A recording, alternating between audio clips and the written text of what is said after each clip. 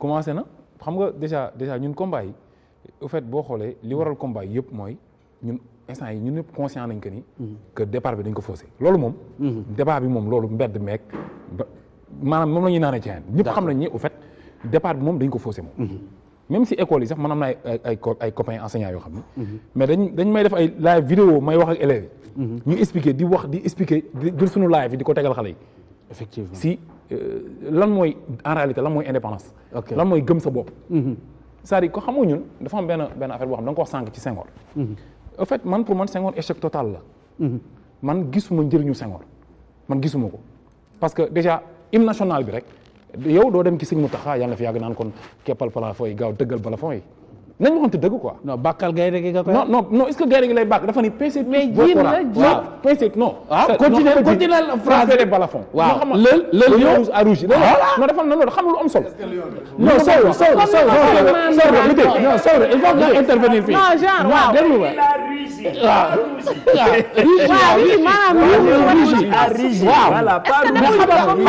xam nga poète la kii Karim. donc dafay wax pour indi le sujet. bi nga xam ne moom moo soxal li muy wax yëpp. parce que dafa commencé peser tout vos corps fekk gaynde gee ko soxal. après ci gaynde gi la ñëw. c'est ça moom foofu lay expliquer. c'est-à-dire jàpp leen ne gaynde gi la baax. mais ni jóg leen barke gaynde gi parce que jóg na waaj na. di waaj a xeex. te loolu mooy lan yéen sénégalais yi. jóg leen gëm leen seen bopp. liggéey leen seen réew. Karim xam nga ñëwal waaw. emblème bi. on parle de lion rouge à rouge internautes yu bari c'est une parenthèse en fait parce que li nga wax laay rejoindre internautes yu bari sànq bi léegi ñu ngi wax est-ce que le lion était rouge. Il a rouge. Non, le lion rouge. Est-ce que le lion était rouge? Non, il y en a qui disent que rouge de colère. léegi moom la kii di leeral. Rouge de colère. C'est pas rougi mais c'est rugi. Parce que non, littérature. Ah, rugi. Ok, d'accord. Ok. On dit rouge de colère. Oui, mais ce lion-là aussi. Quoi qu'on dise, le lion, le Sénégalais, il vient d'accéder à l'indépendance. Et dafa jël indépendance boppam bëgg a doxal boppam wane moom mooy kan. loolu non attends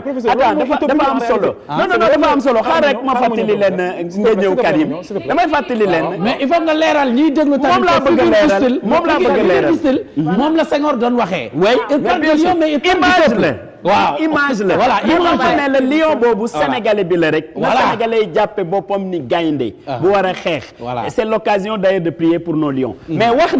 ni aussi attention. gis nga réew yu bëri boo liiree li fa nekk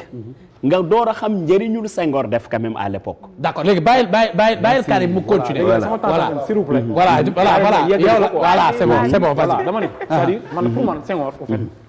bokk na si li gën a tardel Sénégal parce que xam nga taaw ci kër su dëngee rek kër gi musiba xam nga Cheikh Anta Diop lan lañ koy bàkkee scientifique la Senghor lan la mën littéraire la naka nga mën a jëlee yow koo xam ne mooy créer casse mooy créer chaise mooy créer portable nga koy tëkkale koo xam ne day toog di bind différence boobu adduna bi lan la écrivain def loo xamante ni moo tax adduna évolué bu doon écrivain rek kon imam du toog fu mu toog ñaar ñooñu seen différence est-ce que gis nga différence bi bu ñu ñëwee si ñu waxtuma Cheikh Anta Diop ñu jël ñu indi Mamadou Dia Mamadou Dia li mu def ci lu gàtt durée bu gàtt rek loo xam ni ànd na ko gouverner ak Senghor durée bu gàtt li mu fi def rek si valeur rek li tax ñu toog fi tey valeur tey Sénégal li ñuy jooy yëpp li ñuy jooy Sénégal yëpp lan la li ñuy jooy Sénégal yëpp xam nga lan la valeur tey la moo tax ñu toog fi nii valeur Senghor moo ñu xañ Mamadou Dia te différence su Senghor ak Mamadou Dia mooy Senghor dafa am lu mu doon delloowaat souveraineté boo xamante ni ak indépendance boo xamante ni ci nit yi seen jëm bopp ci gëm seen bopp Mamadou Dia ku ne xam nga ni jullit àqan la woon àqan donc ci li mu doon delloo si waat ci valeur ci Sénégalais yi Mamadou Dia dafa demoon ba prostitution amatul woon prostitution amatul woon effectivement parce que tegoon na benn système boo xam ne dina ko dindi demal Californie nga xool na prostitution dafa légal foofu Sénégal boo dogalee xale bu jigéen police bu jàppee xale bu jigéen bu jaay boppam da koy laaj kartam xale bu jigéen wan ko kartam mu ne ko doxal légal nga légalité boobu fan la aju ak kan lay l'égalité boobu si kan lañ koy si ban religion moo ko accepté. du chrétiens yi ñoo ko accepté du musulmans yi ñoo ko accepté. c'est-à-dire ñun dañu faussé départ bi te li Senghor yàq. buñ toogee fii di ko wax fii la ñuy fanaan. duñ fi jóg donc man su ma ñëwee si hymne national c'est-à-dire hymne national parenthèse la woon rek quoi. moo tax naan ay lion rouge ay kërëb mais hymne national en réalité. nduróowul ak ñun hymne national boobu. demal ci français yi par exemple la France par exemple c'est hymne national mais dañuy bàkk France bi wax jugal nga jaay sa deret pour sa souveraineté. d'accord naa. donc loolu mooy hymne national en réalité mais malheureusement ñun suñu indépendance ñun jaay boo demee yaa ngi naan sànq yaa ngi Algérie ñu xeex ba am seen indépendance ñoom seen hymne national mënul mel hymne national Sénégal parce que Senghor dafa négocier ñu seen indépendance dañ ko négocier te indépendance dañ koy këf dañ koy foqati dañ koy siif man du ma ñëw saa bu ma ñëwee bitee sa kër nga jox ma fukki junni ma lay bàyyi fekk xeexu man du ma ko arrêté ça c'est vrai saa bu ma ñëwee fitna nga jox ma fukki junni chaque jour damay xëy ñëw ñu liggéeyti donc kon loolu du ñuy négocier boo ñëwee na man noo léegi ba ma jox la 30 wala 25 wala noo chaque jour damay ñëw te problème mooy dafa am foo xam fu réew boo fa tollee nit da ngay gëm sa bopp te Senghor gëmul woon boppam Senghor benn wii la il a été bien formaté par la France donc loolu il faut mu leer quoi Sénégal yi xam ko il faut que ñu am complexe ni ñun tardé bi ñu tardé dëggantaan mooy parce que premier président bi ñu am méngoowul ak ñun te ndro te dafa ñëw gouverner pour France yàlla def mu toog ba doyal moom français yi ñoo ñu ko forcé mu toog ba doyal après moom mu forcé ñu Abdou Diouf foofu sax laa bëgg yow dama bëgg sa débat dama bëgg ci sa débat non xaaral sama débat yow sa parole bëgg naa nga defal ma loolu maanaam nga ñëw ci Abdou ñëw ci Abdoulaye Wade ñëw ci président Macky Sall dama bëgg nga def loolu xam nga dama bàyyi lu bëri loo xam ne peut-être mën naa si nekk mais dama ne naa ko bàyyi voilà ma def moom mbartalu quoi parce que gis naa ne on a pris beaucoup de temps mais juste pour wax ni en réalité man ni ma perception bi ma am si Sénégal tardé bi mu tardé ak ni mu tardé ak français yi ni ñu amee mainmise te nga xam ni actuellement sànq maa la ko wax ne léegi ñëpp a yeewu sànq dañu ma dagg ma ni léegi Afrique ñëpp a yeewu dafa am éveil de conscience bu grave bu am benn affaire bu grave bu am ci peuple africain bi mais malheureusement mi ngi yéeg mais gouvernement Macron si boppam boo gisee vidéo bi muy wax ak les ambassadeurs français lu mu leen wax dem leen ngeen wax ak jeunesse bi en Afrique wax leen ak lii Macron buy dem bay def débat di woo activiste yi di toog wax xam ne ni leadership bi nekkatul ci président yi ci autorité ci gouvernement yi xam ne mi ngi ci activiste yi mi ngi ci ay Kémi Séba Guy Marius Sagna ay c'est-à-dire ils ont compris que léegi Afrique ñi am benn yeewu bu ñuy yeew nelaw mi ngi jeex Senghor français yi ñoo ñu ko jox te pourtant Lamine Gueye moo ko doon présenté par Lébu yi di voilà kii kan la Lamine mu ñëw ne muut noppi fekk mi ngi yoot français ils l'ont bien préparé forcé ñu ko teg ko fi mu ñëw gouverner pour la France négocier indépendance De Gaulle ñëw di wax ay dialogue franco-africain di ñuy wax ni ñu naka la ñu mën def ba juboo nekk ak France France nekk fi ñu ko ne mais lépp grand bi wax léegi ci Sékou Touré Sékou Touré dañ ko bàyyi woon mu gouverner la France a saboté Sékou Touré ci gouvernance am mais bu ñu ko bàyyi woon ci indépendance bi mu bëggoon mais créer monnaie mais souveraineté monétaire mooy souveraineté dëggantaan mais fekkee ni ñoom dañoo créer ay faux billets jaxase xaalis Guinée bi dem créer ay doomu toile yi xale yi ñu jëloon ñu dem jàngi Guinée pour ñëw liggéeyal Guinée français yi jël leen may leen seen i doom ñu ñëw trahir ko ñu def ay coup d'état mu leen di jàpp ñu diaboliser ko def ko comme tam ko dëmb ngeen baal ma ci terme bi mooy li dal Thomas Sankara donc kon dama ni bu ñu jëlee ci Senghor ni mu war yàqee Afrique ni mu yàqee Sénégal mooy taaw la yàlla nañu ci àlla musal taaw bu jubul kër ga ñuy baax du bari dëkk boo xam ne dañu war a xeex dëkk Serigne Touba Alaaji Malick Baye Niass jàngu bi fii catholique chrétien dafa am benn affaire bu fi nekk booy dañu gëm seen bopp sénégalais noonu la meloon mais Senghor daf ko dindi Senghor leen rek la réussir mooy fexe ba problème ethnicité loolu rek la réussir bu dul loolu amul leneen lu mu def lu dul di gouverner France ba doyal forcé ñu Abdou Diouf Abdou Diouf ñëw yeggali li mu doon def ci gouvernance u am mais Abdou Diouf ba léegi ni mi ngi liggéeyal francophonie luy francophonie mooy lan France di làkk comme jaagoog wala fu tukulóor seeni maam am fulla rek tànc àdduna bi imposé seen bopp ñu ñëpp ñuy jàng français di jàngale français boo demee Corée demal Corée nga xool xale bi dañoo dindi français dañ ko dindi làkku anglais lañ dindi làkku seen làkk direct la ñuy jàngee xam-xam transaction bi xale bi tey su ma jëlee xale ma ne ko demal ci boutique bi nga jëndal ma mburu jox ko 100 francs ne ko jëndal fu ko juróom mburu xale bi day xam daf may indil juróom boo ko laaj ñaar ngi dana la juróom même su amee 3 ans 4 ans boo amee 5 ans 4 ans mais pour demee école foog mu jàng d'abord je vais à la boutique ba pare xam ni loolu mooy maa ngi dem boutique ba pare xam ni j'ai 100 francs xam ni 100 francs mooy 100 francs ci français ci mooy ñaar fukk ci olof ci olof ba noppi soo koy xam 25 yooyu il faut mu jàng français ba pare transaction boobu noonu pour mu am xam-xam te retard boobu noonu pour lan complexe boobu pour lan léegi tardé bi ñu tardé ne yéen mënu leen am xam-xam bu ko donc jàngu leen ko tant que jàngu leen ko ñun sunu làkk ñun mooy complexe d'infériorité bi nekk si ñun ñu topp ci tubaab bi léegi da ngay gis ko toog ci plateau télé su defee benn erreur faute grammaticale day mel daa rey nit léegi léeg-léeg mu ne waaye man sax di ab séeréer waaye man sax damaa xam sama séeréer nag baaxul daal di làkki tubaab waaye man de sama olof sax baaxul ngeen baal ma daal di làkki tubaab mais complexe boobu noonu loolu dafa grave loolu ñuy xam loolu li Cheikh Anta Diop naan l'adversaire vous tue intellectuellement mooy nga dem ba yow sa psychologiquement da ngay jàpp ne yow da nga yow nit ku tuuti nga sa xeet waruñu wax sa làkk waroo wax te olof xam nga làkk lu muy signifier làkk mooy ci looy làqatu esclavage bu njëkk ñi bokk làkk dañu ni séparé làkk mooy looy làqatu ci lañ mën a waxtaan ma ak yow te tubaab bi du xam ci lañ mën a waxtaan ak yow te suñu noonu du xam wala suñu keneen du xam loolu mooy làq pour làqatu la léegi fekkee li ngay làqatoo yow sàggan nga ba sàgganee ko fay jël li nga xam moo tax nga ne fàng nga jàpp ko imposer ko say doom ku la jar yaral la jikko moo tax mënuñu am jikko yu ñu bëgg donc on a raté Léopold on a raté Abdou Diouf ñu wàcc Abdou Diouf Abdoulaye Wade ñëw indi benn déclic moom indi suite benn déclic bu ndaw sari ana benn différence bu ndaw Abdoulaye Wade indi amoon na tuuti panafricanisme foroon na parce que dafa amoon expérience politique xam nga fekkee Senghor fekkee dund lu bari ak Senghor ànd ak Abdou Diouf opposé ko xam nga fekkee Charles s'il vous plaît ci kaw waaw fekkee Mamadou Dia fekkee fi yu bari c'est-à-dire wàcc ba nga xamante ni moom au fait ñu gis nañ panafricanisme bi nekkoon ci Abdoulaye Wade nga xam ni commencé woon na sax di ñu gëm suñu ba Abdoulaye Wade ci moom lañ njëkk a gisee mu nekk président rek def benn ci saa si mu woo tout le monde ñëpp toog ku leen di wax sa xalaat je me rappelle bien ba Youssou Ndour jug mu naan kooku la Youssou c'est bien c'est-à-dire Abdoulaye Wade il était proche des Sénégalais Sénégalais la woon quoi Sénégalais la woon quoi nit présidentiel dafa ñëw dundi loo xam ni complexe bi Sénégalais yi amoon def Abdoulaye def na fi benn hymne boo xam ne Europe la ko defee c'est-à-dire amoon na lu nekkoon si moom quoi loo xam ne amoon na tuuti panafricanisme benn patriotisme bu nekkoon ci Abdoulaye Wade mais ñuy dem di dem ba Abdoulaye Wade jóg tubaab yi Abdoulaye lu mu juum moom ba gars yi non Abdoulaye après aussi Abdoulaye problème yëpp mooy en réalité mooy li ñu naan le pouvoir rend fou le pouvoir absolu rend absolument fou après yii fi dafa demoon ba yii fi après mujjee ëpp parce que ngay ànd ñi ngay àndal parce que njiit li la ko def ngay tànn ñi ngay àndal daf ci am solo ñi muy àndal affaire bi jaxasoo doom jeeg yaa ca jaxasoo politicien ñi wax dëgg ñi dul wax dëgg parce que Sénégal aussi loolu mooy problème donc moom entourage am moo ko rey moo ak moom ci boppam même doomam ak moom ci boppam même doomam aussi tubaab bi profité si parce que dafa jékki-jékki ba dernier moment mu bëgg détaché wu ci tubaab bi dax armée française te ñun comprendre ñu woon jeu boobu après lañ comprendre ni ndekete Abdoulaye Wade moo gënoon sax au moins moo tane woon ñun ñi ngi indiwaat Abdou Diouf ñi ngi indiwaat Senghor mooy Macky Sall kii li mu wax sànq ne moom après indépendance dafa ne après indépendance ñun moom il est né après les années 60 après indépendance mais ñu judd après indépendance ñoo gën a doy waar